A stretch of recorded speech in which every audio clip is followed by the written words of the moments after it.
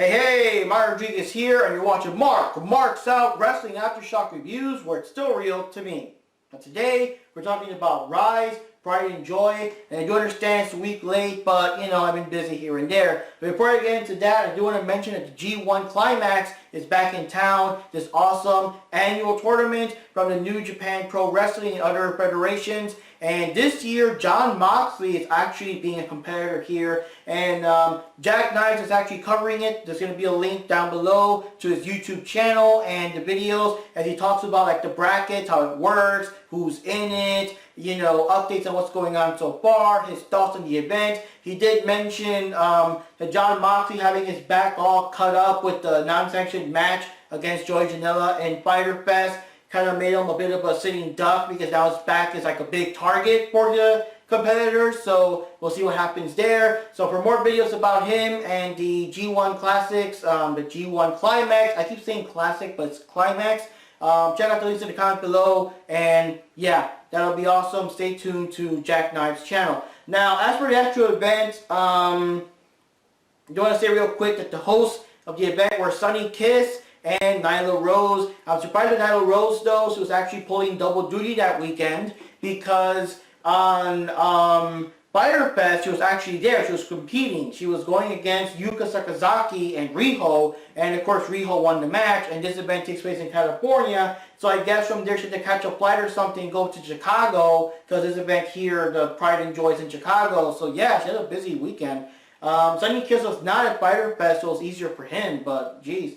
And I also like the fact that they were there several times during the event. They weren't just there in the beginning, hey, we're here, hey, let's get the party started, whatever, then they're gone. No, they were actually here during the whole event, so that's kind of cool. That's awesome. And so I'm going to start the review here, and some of the matches, I do have to admit that it only got exciting for me, like, on the second half of the event. The first couple of the matches were just so there's not too much I can say about them.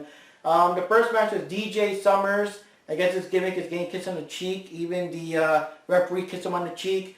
Going against Regina Honey Badger. And Honey Badger, yeah, that's her gimmick. She growls at you and she tries to rip your nipples off or whatever. And in the end, DJ Summers actually clocks her in the face with a super kick. And I was surprised. And yeah, he took her down. He won the match. I'm like, holy shit. And one thing about this event is that it's also very like fair and impartial with the genders. There's no, like, when a guy hits a girl back, they're not booing him and turning him into a heel. Like, they treat the people, like, equally, and it's kind of badass. It's just kind of rare, because most of the time when women attack guys, the guys can't do nothing. They're just there, and, if they do hit the back, ooh, now the person's a heel, how dare he hit a woman, and that kind of stuff. No matter how, like, badass and muscular or tough the woman is, still, it's like, ooh, And, slight tangent here. The stupidest thing is WWE when they do their mixed match challenge, the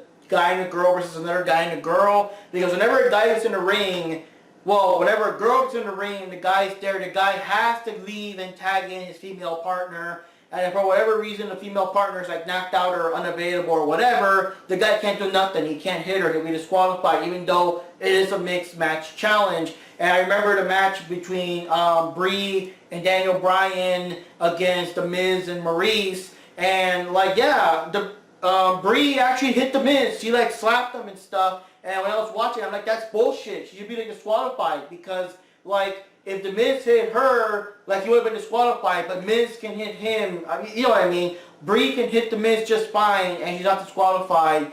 And, like, the other way around doesn't work, and that's just bullshit. And that's something that, it wasn't just me as a man saying it. Like, Wendy's a big wrestling fan. She saw, she said the same thing. She's like, what the hell? Brie should have been disqualified. Other female friends I know that also watch wrestling, that they all agreed that Brie would have just been disqualified.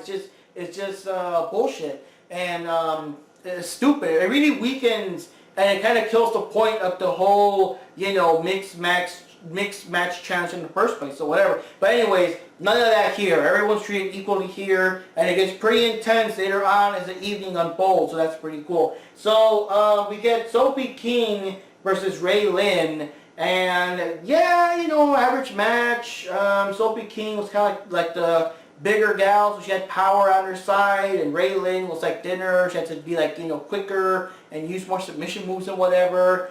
I didn't quite get if Sophie already had a knee injured like coming into the match from previous matches, because you know Rise does have like a weekly show, or she just got injured something during the match. I didn't really like catch it, but she tried to pick up Railin near the end, but her knee buckled, and that gave Railin enough time to catch her for a stunner and win the match. So Railin won that one, and you know, there you go. Then we had Miranda Alizé versus Candy Lee. And Miranda, of course, the superstar, the big heel. She had a quote-unquote broken finger with a weird, like a splint thing. So she was already acting like she can't perform tonight. She's, you know, handicapped. She saw Candy Lee. It was like, yeah, you're not worth my time. She basically cut a promo about how you're not worth my time. And she, like, was going to leave. But Candy Lee grabbed her, brought her back at a proper match. I remember that Miranda tried to even break Candy Lee's fingers. And then she also used the splint to like choke her and cheat with it, use it as a weapon basically. And in the end, unfortunately, Miranda still won and she left. And I don't know, like for me, the match would have been better if Candy Lee had more impressive offense, like really just shut her the hell up and beat her and stuff like that. And I don't know, like Candy Lee's outfit just looks so generic and bland. Maybe she's just starting out or something. Maybe she get like a more kick-ass, more noticeable outfit. It was just very boring and bland. Even Miranda's outfit's kind of so-so, but it still kind of goes with her heelish personality and whatever. But I don't know. It was a match, whatever. Then we had Kimber Lee versus AQA, that apparently is not pronounced Aqua, it's AQA. And yeah, it was a pretty interesting match there. Kimber Lee is of course the veteran, AQA is like the young upstart, so they kind of had that kind of match going, trying to beat each other up here and there, and trying to see if AQA has what it takes to stand toe-to-toe with Kimber Lee. So yeah, lots of good moves, lots of good speed. AQA is very fast, very skilled, lots of good submission moves. Lots of good strikes and everything. Near the end, Kimber Lee still won, showing she's still like the veteran, and got her a tombstone power driver to end the match. But of course, it still shows that AQA is still a good one. She still has like, you know, way to go, but she's still impressive with you know, good performance. Kimber Lee still like gave her props and everything, you know, raised her hand, gave her props. So that was pretty good. It wasn't too out of a match for her. And I also want to see more of AQA, so that's pretty interesting. But wow, the name, it was weird. I kept trying not to say Aqua. I was confused until the commentators actually said, don't get confused with Aqua, it's actually AQA. And I'm like, okay. And now here's where I actually like get my attention, where it actually like got me interested here into the event. It was a triple tag team match here for the Guardians of Rise tag team titles, which right now the champions were the Killer Death Machines, Jessica Havoc and Nevaeh, and they're going against the Sea Stars, which are Ashley Box and Delmi Exo, and also against Almost Paradise, Sunny Day, and I guess the return of Courtney Rush, because they're making a big deal out of it. I guess she was injured or something, so she came back, and it was pretty cool. She came back as Gohan from Dragon Ball Z with the Piccolo type thing, and yeah, they played Dragon Ball Super music. They played the second theme song, the one for Tournament of Power. It was kind of cool. I kind of sort of wish it was a Japanese version instead of the dub version, but whatever, it was so cool hearing the Dragon Ball Super theme playing and everything. And yeah, this match had a lot of like funny spots here and there. One thing they did is this is kind of a match where anyone can tag anyone, even if it's not like your partner, for, you know, moments like that. And there were some tight spots where the people were forced to pick people that weren't their partners to get out of a jam. Courtney actually tagged Sunny in by mistake, and they kind of both realized that, hey, like, you know, we're both on the same team, so it doesn't matter who pins who, like, we'll be champs. So like, they pin each other on purpose to try to get the win, but of course the others come to break it up. That was kind of funny. And then Jessica Havoc, she's a big one. She's dangerous. No one wants to mess with that. So when she gets into the ring, there was a funny spot where, like, no one wanted to wrestle her. Everyone was like, holy shit. Like, Sunny was like, and she goes to tag in, like, Ashley, and Ashley's like, oh shit, I don't want none. And she goes to tag in Courtney, and Courtney's like, whoa, my computer don't want none either. It's like, whoa, I don't want none of that. And she goes to tag in Delmi, and it just kind of kept going on and on until they finally tag someone else, because, like, no one wants to mess with Jessica Havoc, and with very good reason near the end. So, after a lot of spots and tags and stuff like that, near the end of the match, you know how it is like near the end where everyone just kind of wrestles everyone and it just goes crazy. Sunny like kind of takes steps back and bumps into Jessica. Jessica's, hey, I'm here. So Jessica grabs her and throws her around, and between Jessica and Nevaeh, they actually get her on the top of the rope, and holy fucking shit. Jessica Havoc grabs Sunny Day on the top of the rope. She gets her in a fucking tombstone pile driver off the rope and just kabam, and it's like, holy shit, Sunny is dead to the world. And while this is going on, Nevaeh's distracted, so Ashley Box grabs her for like, I think it was like some kind of armbar submission hold and everything. So they grab her in a submission hold, but the thing is the damage was already done. She was in a submission hold and everything, but while that was going on, like, Jessica was already pinning the dead Sunny, and it's like 1, 2, 3, that's it, like, she won. And seconds after, like, the match was over, like, on her side, Nevaeh was already tapping out to the submission hold, but it was already too late. Like, the match already ended. It was like 1, 2, 3, it was over. Nevaeh's tapping out, but it's too late. It took a moment for Ashley to realize that the match was over and she didn't win, but holy shit. So yes, the champs are still currently the Killer Death Machines. Yeah, that's their names, right? The Killer Death Machines, Jessica Havoc, and Nevaeh. And sharing the fact that these women actually defeated Rosemary's team, like, damn, that's going to be, like, these girls are the ones to beat, you know? They're going to be tough. They're the ones to beat, and just holy shit. So, oh my god. So right now, this match here is the match that if my channel was actually monetized, it would be demonetized. I don't know how to explain this. I'm going to try to do it as the most G-rated way as possible. And yeah, so we have Joey Ryan, the guy who's known for the dick flick. No, the dick flip, I should say. And also for the booplex. I remember a couple of years back there was all the controversy because how dare he do the booplex, how dare he grab a woman there and slam her back and everything. I didn't know it was the same guy. I looked back, I'm like, holy shit, it's the same guy. So Joey Ryan against Double D Rose with the weapons of ass destruction, the undestructible ass and everything. So when you put those two into the ring together, that's it. Channel's demonetized. All of YouTube is demonetized. Anyone that covers this is demonetized.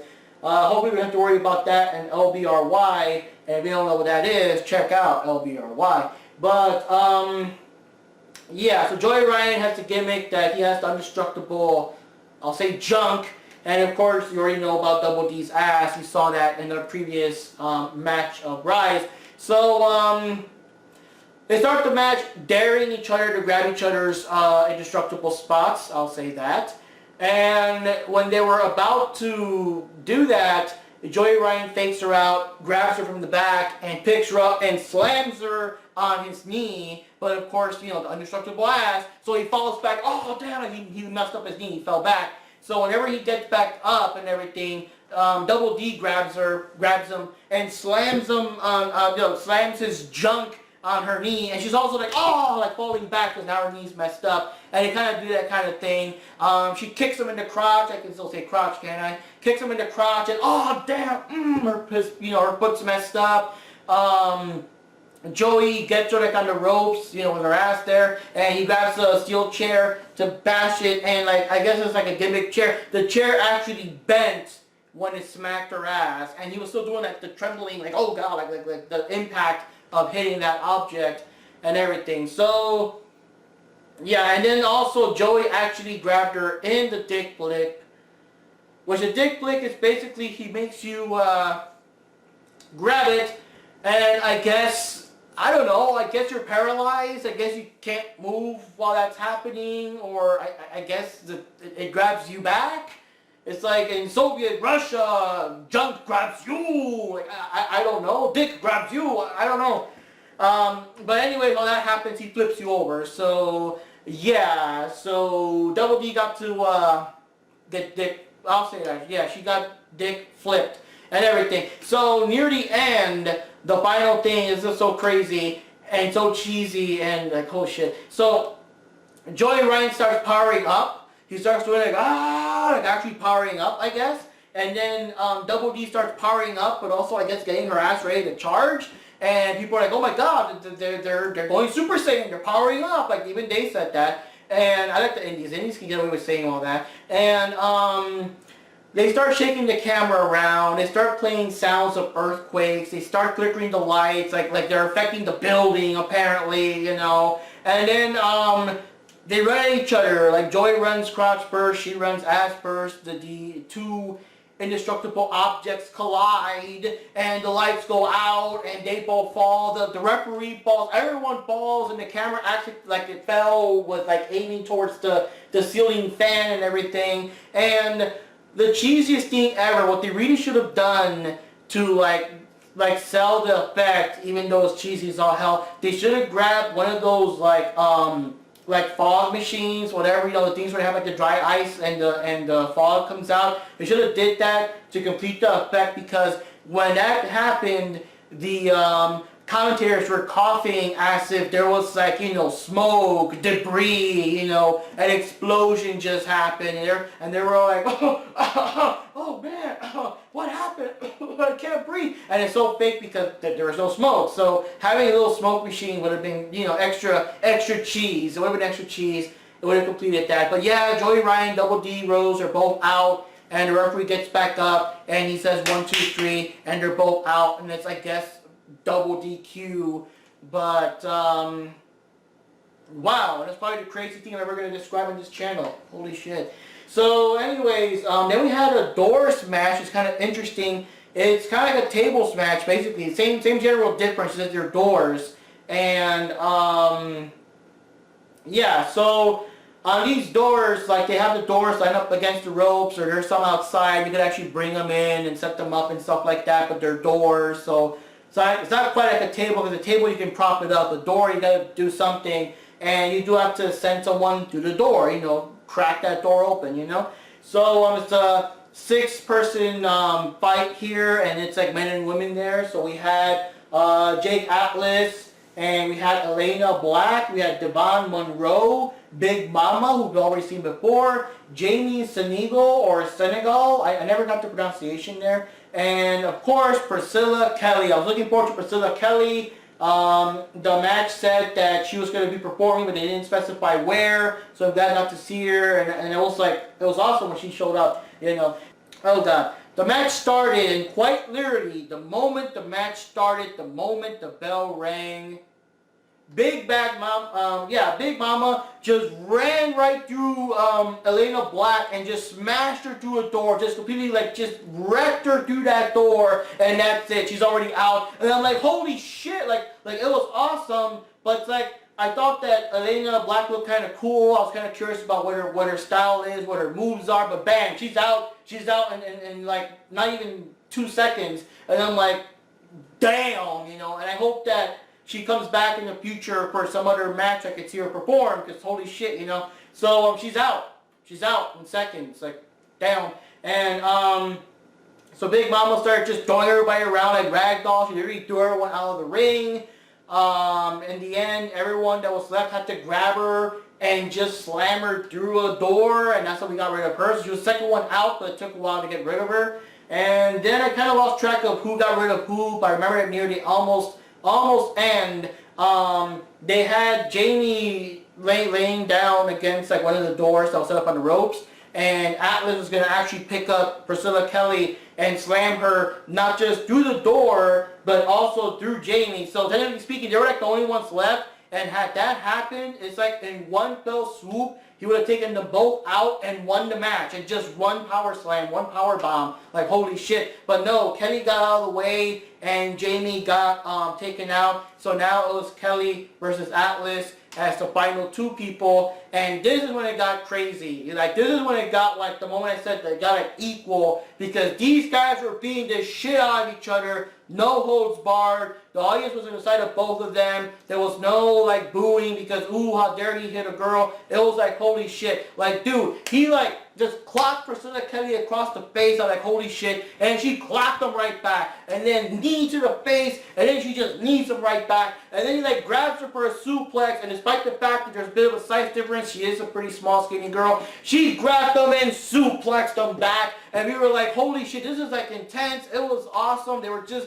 they were just tearing into each other, just running knees and punches and you know, down. But in the end, though, through all that, Atlas still managed to grab her, pick her up, and slam her through a door table and win the match. But there is apparently supposed to be a rematch between the two. I can't wait to see that. I'm not sure if it's for Rise or some other, you know, company, but I do want to keep track of that because I do want to see a rematch. But yes, Atlas won. Atlas was pretty badass, but I do like Priscilla Kelly's impressive showing for this match. Despite not winning, she had an impressive showing, and I can't wait for that rematch.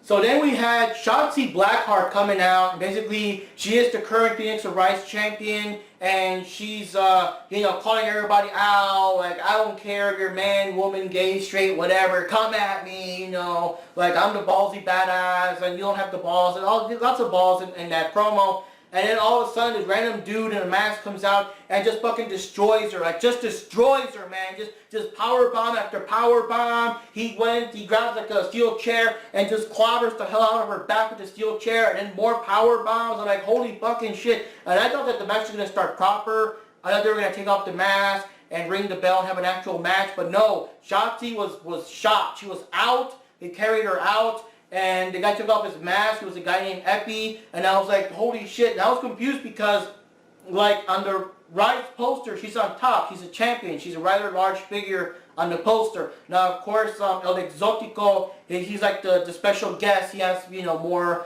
top billing. But she's still on top as a large person in the poster that you would expect she would be like a big part of the show. It's almost like if you have like some other event or something and you got like Kenny Omega like on the poster like on top or something, but yet when he actually comes to perform, like bam, like you just knock him out with a steel chair in 2 seconds and that's it. That's all he wrote, you know, and that's kind of weird. Like that just took me for a ride there, you know. So anyways, Epi does this very bizarre promo, this very bizarre, I don't know, it was supposed to be a heel promo, but people went from booing to cheering to booing again. It was very weird. Like, I wouldn't really say it's like, anti-gay, if I can say that on YouTube, thing, but like, he was saying stuff to the effect that, it's not fair to support, you know, like the gay pride stuff, only like, in Pride Month, like only for Pride Month, everyone's all over it, there's rainbows everywhere and all that stuff, but the moment that June is over, if you go back to July, now everybody ignores them and everyone becomes, you know, like more intolerant or whatever. So it's talking about like it should be for more than just Pride Month, it should be like a full thing, but the promo was weird because it was making those points and people were agreeing.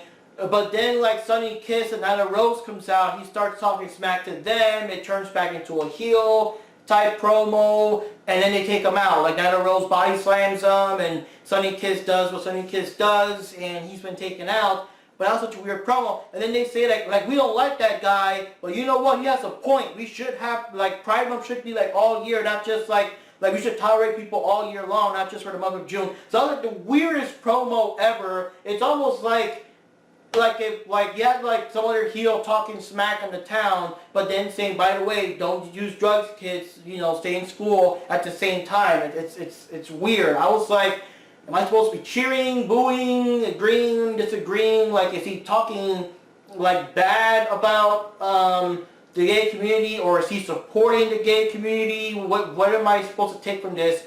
But, you know. So, in the end, the final big main event was Mercedes Martinez going up against Cassandro and Exotico. And it was a pretty interesting match. He's an old school classic. He's been wrestling for lots of years. And yeah, it's a good chance for Mercedes to fight against classics like this. And yeah, it was a pretty interesting match. It was kind of slow in the beginning. They were kind of sizing each other up until they started getting to each other's spaces and shoving each other around.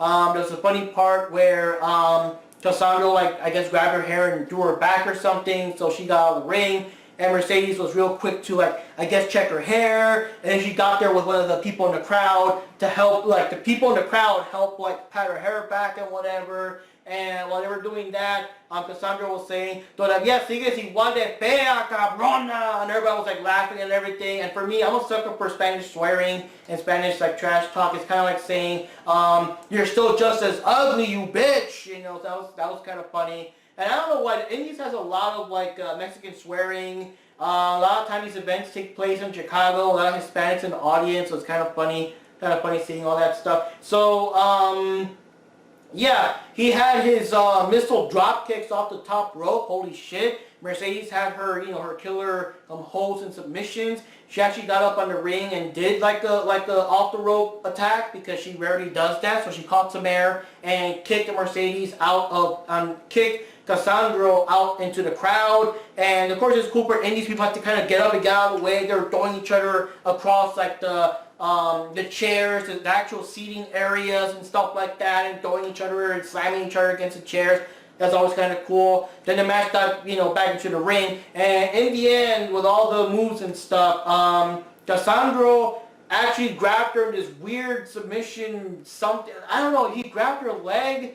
It looked like he was going to try to do like some kind of like sharpshooter thing, but then he like bent her arms too and whatever and just grabbed her in a weird pin and like, yeah, 1, 2, 3, he won. But looking at the pin, she's like all bent and whatever, and I'm like, well, how the fuck are you supposed to get out of that? Like, holy shit, like you're like a damn pretzel, like, goddamn. But yeah, he has skills, man. He has skills, and that's like super impressive that he can still do those moves at his age and everything. And yeah, I also like the Mercedes Martinez, despite her trying to be like a rising star and fighting against all these people. I'm glad she can still take a couple of L's against some of these legends. I forgot the exact name, but I remember she took on a legend during the Mae Young Classic and she still took the L. So it's pretty cool. So much respect for her for doing that. And yeah, she gave mad props to Cassandro the Exotico as well as to herself, of course. But she also mentioned that other promo, and so apparently, I'm not sure, but they're saying like from now on, Rise is going to have like everyone. They're going to have gay people, lesbians, trans men and women, like the whole bit, no matter what, no matter who. It's like we can take around, step up and all that. So it's kind of interesting because Rise is usually like women developmental. You may get the occasional guy in there for intergender match or whatever, but like to see if they're actually going to keep going and have like more gay and lesbian wrestlers and stuff, that'll be kind of interesting to see like how that's going to happen in the future. So yeah, I'm kind of curious. if it was just all talk or what. I'm kind of curious if I don't really know when the next Rise event is, but if it comes up, I'm kind of curious if they are going to bring some of these gay dudes and lesbians and trans people and stuff like that. We'll see how it goes. We'll see what happens. And yeah, it's pretty interesting. So overall, the event was kind of fun, but the thing is, I don't know, like the first half just didn't really grab me. It was just kind of average. It was kind of boring. It was kind of so-so. I kept hoping it was going to get better. Luckily, when we got to the triple tag match, it got way better. I liked the triple tag match. I like the Doors match. I've never seen a gimmick like that before. I mean, I know it's basically like the tables match, but still, it's weird with the doors and stuff like that. And I know it's kind of like a symbolism of we're breaking through doors or something, or opening new doors, or however you want to say it. But yeah, it's an interesting gimmick there. And then we also have the Joey Ryan versus Double D match that demonetizes all of YouTube. It's just crazy. And of course, the final match versus Cassandro and Mercedes was pretty cool too. So yeah, like the second half just got so much better. Once we got to the triple tag match, it got so much better. But the first couple of matches were kind of so-so and kind of sort of forgettable. So I still enjoy myself overall. But I mean, for most of these events, I'm always like excited throughout the whole thing from start to finish. But here, it had a bit of a slow start. Johnny watched it too. He also, I guess he kind of got into it a little bit, but I think we both agreed that once we got to the triple tag match, like holy shit, that was awesome. So anyways guys, Mark Rodriguez here, and this has been my review of the Rise, Pride and Joy. Well, stay tuned of course for the next event of Rise. I was going to try to see if I could watch some of these Summit events, which also have a lot of these familiar people. I do want to see the rematch between Priscilla Kelly and Joey Atlas. And I'm very curious about the future, if they really will have a lot of, gay, lesbian, trans, and other such people in the Rise Wrestling and how they're going to perform. That'll be interesting. And of course, we can't wait for tomorrow, Fight for the Fallen, where it's a free event. It's actually free on Bleacher Report Live, just like how Fyter Fest was free. I assume the people going there and paying for tickets in person, like all the proceeds go to victims of gun violence. So that'll be pretty awesome. A lot of great matches. I can't wait to see it. and of course I have a review on this event sometime during this weekend. So, yeah, this is Mark Rodriguez here, and we'll catch you later for another episode of Mark Marks Out Wrestling Aftershock Reviews, because yes, it is still real to me. See you next time.